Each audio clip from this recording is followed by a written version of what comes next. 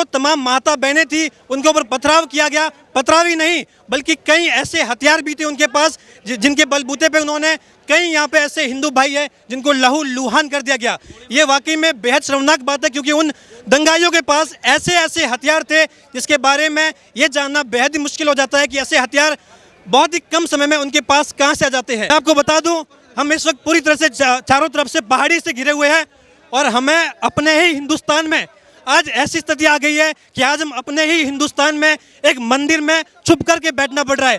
छुप करके सिर्फ इसलिए बैठना पड़ रहा है, केवल और केवल छुप के इसलिए बैठना पड़ रहा है क्योंकि यहाँ से निकलने का जो एकमात्र रास्ता है वो मुस्लिम बहुल रास्ता है। अब देखिए हमारे भारत का दुर्भाग्य कितना है कि जिस देश में, जो देश हमारा है, हिंदुस्तान जिसे कहा जाता है, उसी हिंदुस्तान में उसी भगवान शिव की आराधना करने वाले भक्तों पर लाठियाँ चलती हैं, पत्थर चलते हैं, गोलियाँ चलती हैं और लहू लुहान हालत में हमारे भाई, हमारी माता, हमारे बहनें यहाँ पर है।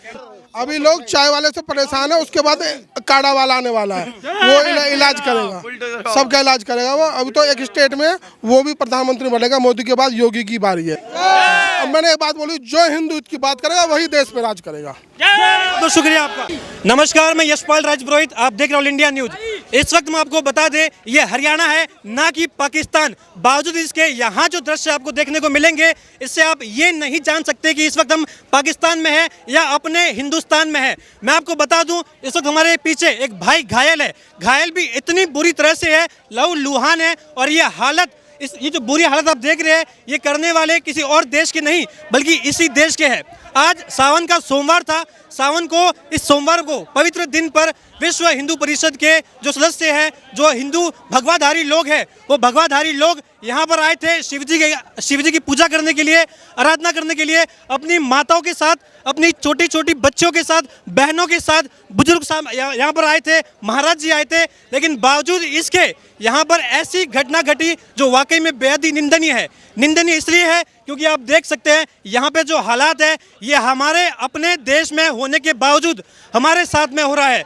मैं आपको बता दूं, यहाँ जब विश्व हिंदू परिषद के भाई और तमाम यहाँ भगवाधारी जब भगवान शिव की पूजा अर्चना करने के लिए मंदिर प्रांगण में माथा टेकने के लिए आए थे, तब कुछ असामाजिक तत्वों ने, या सीधे तौर पर कहूँ तो एक ऐसा वर्ग जो भारत में आज भी अपनी बाबूती समझ के बैठा हुआ है, और उस वर्ग ने यहाँ तमाम बसों को जला दिया। जो तमाम माता बहनें थी उनके ऊपर पथराव किया गया। पथराव ही नहीं बल्कि कई ऐसे हथियार भी थे उनके पास जिनके बलबूते पे उन्होंने, कई यहाँ पे ऐसे हिंदू भाई हैं जिनको लहू लुहान कर दिया गया। ये वाकई में बेहद शर्मनाक बात है, क्योंकि उन दंगाइयों के पास ऐसे ऐसे हथियार थे जिसके बारे में ये जानना बेहद ही मुश्किल हो जाता है कि ऐसे हथियार बहुत ही कम समय में उनके पास कहाँ से आ जाते हैं। देखिए यहाँ कई लोग मौजूद हैं, हम उनसे भी जानेंगे, लेकिन उससे पहले आपको बता दूं कि जो तैयारी की गई है, ये तैयारी आज की नहीं बल्कि ये मुहर्रम के टाइम की तैयारी की गई थी, जिसका आज यहाँ परिणाम भुगतने को मिला है। और हमारे हिंदू भाई यहाँ लहू लुहान पड़े हैं। आप देख सकते हैं, इस भाई की हालत देख सकते हैं। यहाँ तमाम जो माता बहनें हैं वो डरी हुई है, सहमी हुई है और आज घरों में, यहाँ पर शिव जी के प्रांगण में अंदर बैठी हुई है। मैं आपको बता दूँ, हम इस वक्त पूरी तरह से चारों तरफ से पहाड़ी से घिरे हुए हैं और हमें अपने ही हिंदुस्तान में आज ऐसी स्थिति आ गई है कि आज हम अपने ही हिंदुस्तान में एक मंदिर में छुप करके बैठना पड़ रहा है। छुप करके सिर्फ इसलिए बैठना पड़ रहा है, केवल और केवल छुप के इसलिए बैठना पड़ रहा है क्योंकि यहाँ से निकलने का जो एकमात्र रास्ता है वो मुस्लिम बहुल रास्ता है। अब देखिए हमारे भारत का दुर्भाग्य कितना है कि जिस देश में, जो देश हमारा है, हिंदुस्तान जिसे कहा जाता है, उसी हिंदुस्तान में उसी भगवान शिव की आराधना करने वाले भक्तों पर लाठियाँ चलती हैं, पत्थर चलते हैं, गोलियाँ चलती हैं और लहू लुहान हालत में हमारे भाई, हमारी माता, हमारे बहनें यहाँ पर है।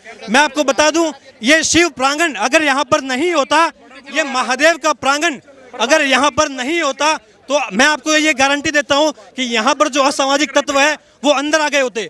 सबसे बड़ी समस्या प्रशासन की, आपको जानकर ये हैरानी होगी कि इस वक्त जहाँ तमाम हिंदू भाई डरे हुए, सहमे हुए हैं, माता बहनें, 5-5 साल की बच्चियाँ, 3-3 साल की बच्चियाँ, यहाँ कई ऐसी माता बहनें हैं जो यहाँ पर माता बहनें यहाँ अंदर हैं। माता बहनों की वजह से यहाँ के पुरुष जो है उन माता बहनों की सुरक्षा की वजह से आज कुछ कर नहीं पा रही है। लेकिन वो जो अल्पसंख्यक है, न जाने कौन सी उन्हें ऐसी सहूलियत मिल रही है, न जाने कौन सी उनके पास ऐसी कोई चीज आ गई है, न जाने कौन सा सपोर्ट है जिसके बलबूते पर आज हिंदू भाइयों को यहाँ शिव जी के प्रांगण में आना पड़ रहा है अपनी माता बहनों को। नमस्कार, क्या नाम हुआ आपका? बिट्टू बजरंगी। मैं यहाँ पर देख रही है कि बड़ी तादाद में यहाँ पर भगवाधारी माहौल है और ये जो स्थान है ये वाकई में बेहद पवित्र स्थान है, क्योंकि इसका जो रहस्य है ये महाभारत कालीन प्राचीन मंदिर बताया जाता है। आपको क्या लग रहा है कि यहाँ जो भव्य आयोजन हुआ है ये किसका नेतृत्व किसका है और किस प्रकार का माहौल है यहाँ पे? ये नेतृत्व सभी सनातनी भाइयों का है। सभी एक एक जो हमारा छत्रपति शिवाजी का वंशज है उसका नेतृत्व है। सारा हिंदू समाज का नेतृत्व है और हिंदू समाज अब जाग चुका है और अब वो टाइम नहीं है, दोबारा से हिंदू राष्ट्र बनने वाला है और हमारी भारत माता दोबारा से सोने की चिड़िया बनने वाली है। अच्छा, मैं आपका नाम दोबारा जानना चाहूँगा। हाँ जी, आपका नाम दोबारा जानना मेरा नाम है बिट्टू बजरंगी। अच्छा, मेरा आपसे एक और सवाल है। यहाँ आज सोमवार का वार है, महादेव का दिन है और हम देख रहे हैं कि जो भगवा माहौल यहाँ पे दिख रहा है, क्या यही भगवा माहौल 2024 लोकसभा चुनाव में भी देख सकते हैं हम? देखो जी, हमें चुनाव से मतलब नहीं है, हमें चुनाव से मतलब नहीं है। अपना जो हिंदू हित की बात करेगा वही देश पर राज करेगा और वही राज करेंगे। हमारा राम मंदिर बना दिया, सोमनाथ मंदिर बना दिया और सोने की चिड़िया बनेगा। जो हिंदू हित की बात करेगा वही देश पर राज करेगा। लेकिन विपक्ष जो है वो 26 दल एक साथ आए हैं, जिसमें बड़े बड़े कई राज्यों के तो मुख्यमंत्री भी है। वो तो कह रहे हैं कि मोदी सरकार को उखाड़ के फेंक देंगे।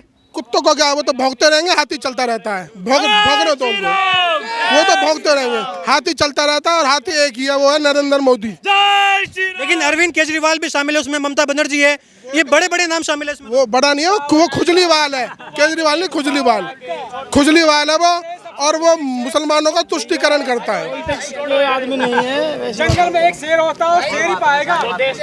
लाखों आदमी लग जाओ उसके पीछे, मोदी के सामने पीछे आगे लाखों मतलब कितने करोड़ लग जाओ, मोदी तो शेर रहेगा, मेरा बाबा खलनायक नायक और संजय दत्त रहेगा। अच्छा, मेरा एक और महत्वपूर्ण सवाल है, क्योंकि देखिए 2024 लोकसभा चुनाव जो है इसलिए भी खास है क्योंकि अगर प्रधानमंत्री नरेंद्र मोदी ये वाला कार्यकाल भी अपने हाथों लेते हैं, जीत का सेहरा उनके माथे बनता है, तो ये ऐतिहासिक जीत हो जाएगी, क्योंकि तीसरा कार्यकाल हो जाएगा जो अभी तक इंदिरा गांधी के अलावा कोई पूरा नहीं कर पाया। आपको लग रहा है इसमें कोई दोहराई नहीं है कि वही बनेंगे प्रधानमंत्री?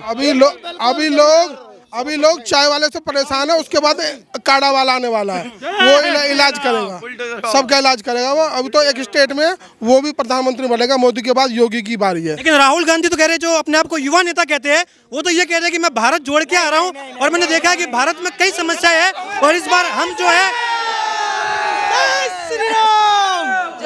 वो पप्पू है, वो पप्पू डप्पू, वो इटली का पप्पू है, हमारा यहाँ का नहीं है, वो विदेशी है और उसकी माँ को स्वीकार नहीं करा तो उसको क्या स्वीकार कर लेंगे? तो आपको लग रहा है इस बार जो कह रहे हैं कि 350 सीटों का आंकड़ा पार होने वाला है, वो हो जाएगा क्या? देखो जी, 300 क्या 400 प्लस जाएगा। अब हिंदू भाई जाग चुका है। अब मैंने एक बात बोली, जो हिंदू की बात करेगा वही देश पे राज करेगा। तो शुक्रिया आपका।